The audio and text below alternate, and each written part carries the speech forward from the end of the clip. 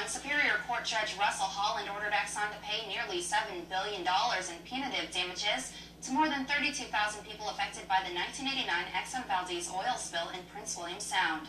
Exxon says it will appeal his ruling in the next couple of days. Back in 1989, immediately after the spill, Exxon says it voluntarily and immediately paid more than $300 million to help with the cleanup. It also paid $1 billion for economic impact studies. A spokesman for the company says Exxon should not have to pay any punitive damages since it already paid years ago. The amount has been appealed twice so far, first by Exxon, then by the plaintiffs, and in a couple of days, Exxon will appeal it once again. And in other news, Alaska is one step closer tonight to building a 35 trillion cubic foot natural gas pipeline. The state has reviewed the applications and now says the Mid-American Energy Holdings Company and its consortium, Siri says if it is awarded the contract, the company would like to have the gas line built by 2010 or 2011.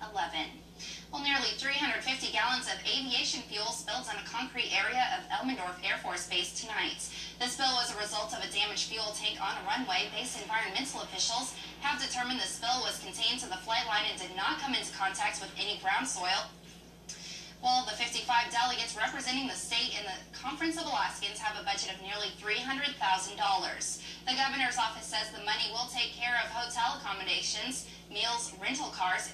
The list of delegates will be released tomorrow at 1 o'clock. And local voters are launching a recall campaign to get Governor Murkowski out of office. The committee Alaskans to Recall Governor Murkowski says the governor is not keeping the promises he made when he was first elected.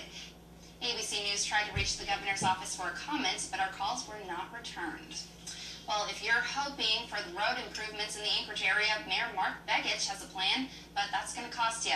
Begich will propose a $46 million bond, the largest ever, to the Assembly next week to help pay for the project.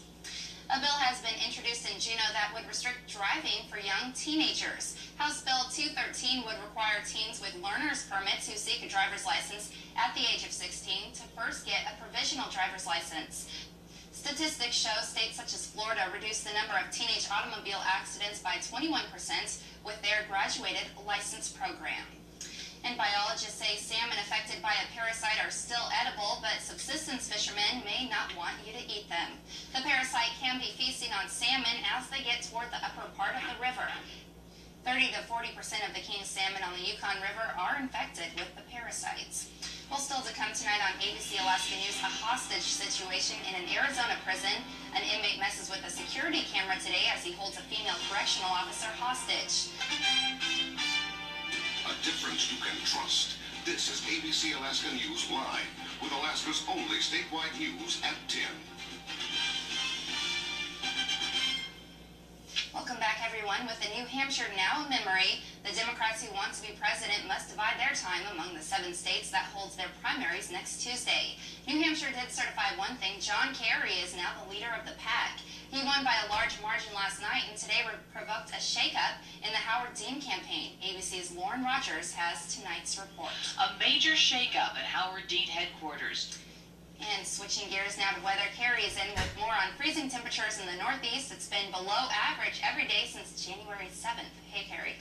Yeah, jet stream just will not cooperate with the lower 48 heaters for on to Juneau, so there'll be a couple inches of accumulation, but things will taper off for those guys tomorrow as well. Good. Well, thank you, Carrie. All right. And Will's in with sports. Now I understand there's some hockey games going on tonight. Close calls.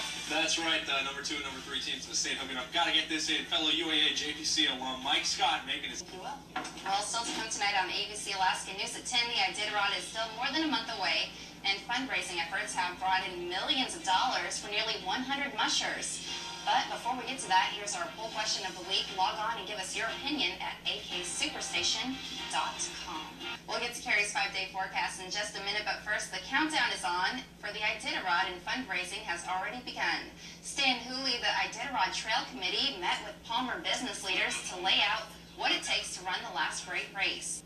And the Iditarod is starting this year on Saturday, March 6th. And we'll carry it live right here on Alaska Superstation, so make sure you tune that one in. Definitely. It's always fun to be down at the 4th Avenue Start with about $5 billion. Okay, let's have a look now. Check what's going on with the... All right, thanks, Carrie. That's news around the state tonight. We'll see you back here tomorrow.